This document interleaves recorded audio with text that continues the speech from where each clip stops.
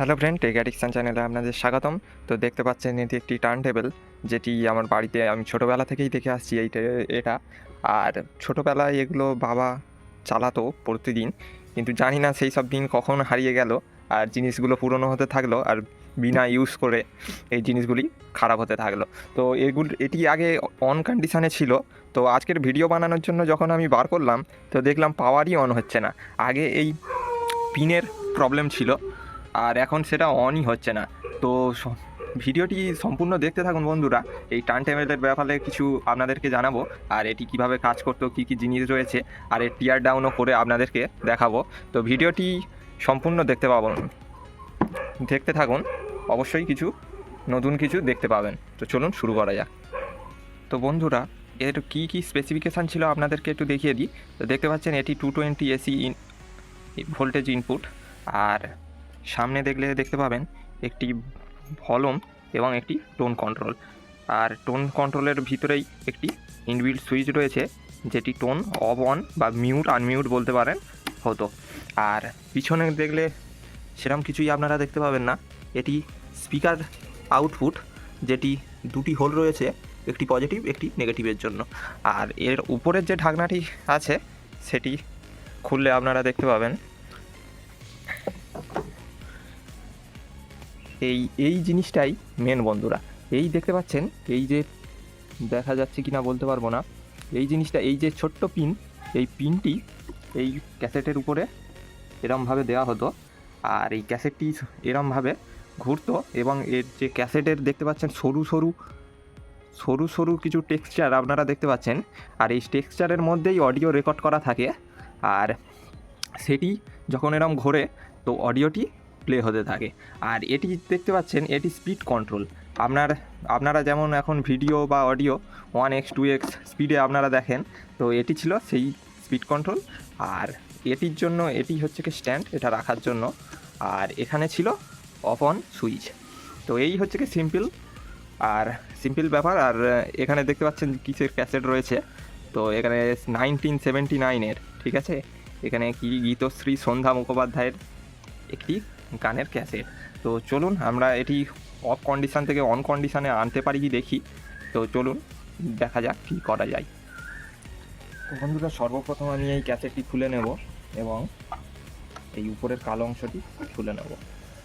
তো এখানে দেখতে পাচ্ছেন, তো যেহেতু আমার পাওয়ার অফ অন হচ্ছে না, তো তার জন্য আমি ব্যাকটা খুলে নেব।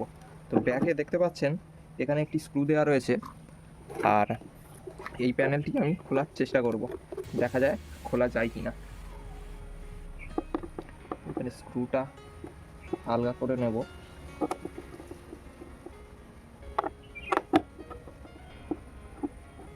দুইবার ঘোরাতেই এটি বেরিয়ে এলো।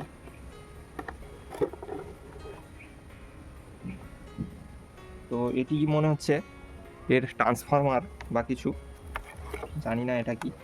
আর এটি দেখতে পাচ্ছেন ট্রান্সফরমার রয়েছে, আর এখানে সেন্টার ট্যাব একটি ট্রান্সফরমার, আর এখানে একটি সেন্টার ট্যাব ফুল ওয়েভ রেকটিফায়ার এখানে করা হয়েছে। এবং রেকটিফায়ার সার্কিটটা প্রথমে সম্পূর্ণ গেছে এই অ্যাম্প্লিফায়ার সার্কিটে, অডিও অ্যাম্প্লিফায়ার সার্কিট। আর এটি হচ্ছে মেন অডিও অ্যাম্প্লিফায়ার সার্কিট। আর এখান থেকেই দেখতে পাচ্ছেন স্পিকার আউটপুট বেরিয়েছে এই তারে।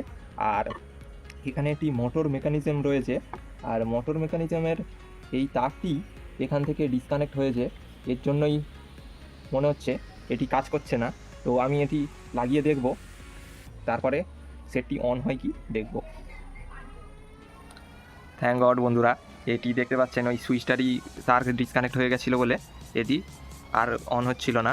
তো সেই তারটি জুড়ে দিতেই এটি অন হচ্ছে। আর বন্ধুরা, মেন কথা যেটা, তো এটি কি প্রথমে আমি বুঝতে পারছিলাম না। তো তারপর দেখলাম যে এটি একটা সিঙ্গেল মোটর চালানোর জন্য এখানে একটি অ্যাডাপ্টার রয়েছে, অ্যাডাপ্টার টাইপের, ভিতরে ট্রান্সফরমারই হবে হয়তো। আর এখানে ডাইরেক্ট 220 এখান থেকেই গিয়ে ওই ট্রান্সফরমারে গিয়েছে, যেটি অডিও অ্যাম্প্লিফায়ার ড্রাইভ করার জন্য। তো সিম্পল মেকানিজম বলা ভুল, এখানে এই মেকানিজমটি ইউজ হয়।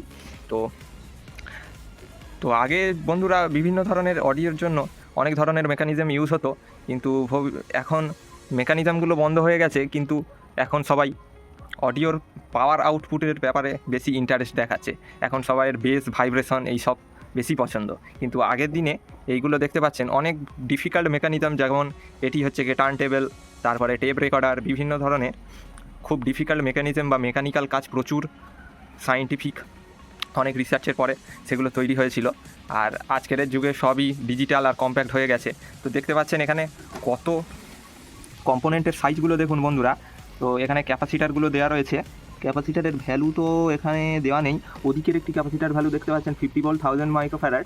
তো এখন 50 ভোল্ট 1000 মাইক্রোফ্যারাডের ক্যাপাসিটারগুলির সাইজ অনেক ছোট হয়ে গেছে। আর এখানে ট্রান্সফরমারের ডায়োডগুলো দেখতে পাচ্ছেন কেমন ধরনের ছিল, লাল লাল বড় বড় ডায়োড। আর এই হচ্ছে কি ভিতরের মেকানিজম, তো দেখতে পাচ্ছেন। তো তারপরে আমি আপনাদেরকে চালিয়ে দেখানোর একটু চেষ্টা করব। তো চলুন দেখা যাক। তো বন্ধুরা সিস্টেমটা চালু হয়ে গেছে, তো আমি এখানে ক্যাসেটটি লাগিয়ে নেব। তো বন্ধুরা আমি অনেক চেষ্টার পরে একটু সাফল্য পেয়েছি বলতে পারেন। তো অনেক চেষ্টা করে আমি স্পিকারটি বাজাতে সক্ষম হয়েছি। তো শুনতে পাচ্ছেন এর অডিও অতটাও ক্লিয়ার নয়, তবে অডিও বোঝা যাচ্ছে যে কোনো একটা গান হচ্ছে।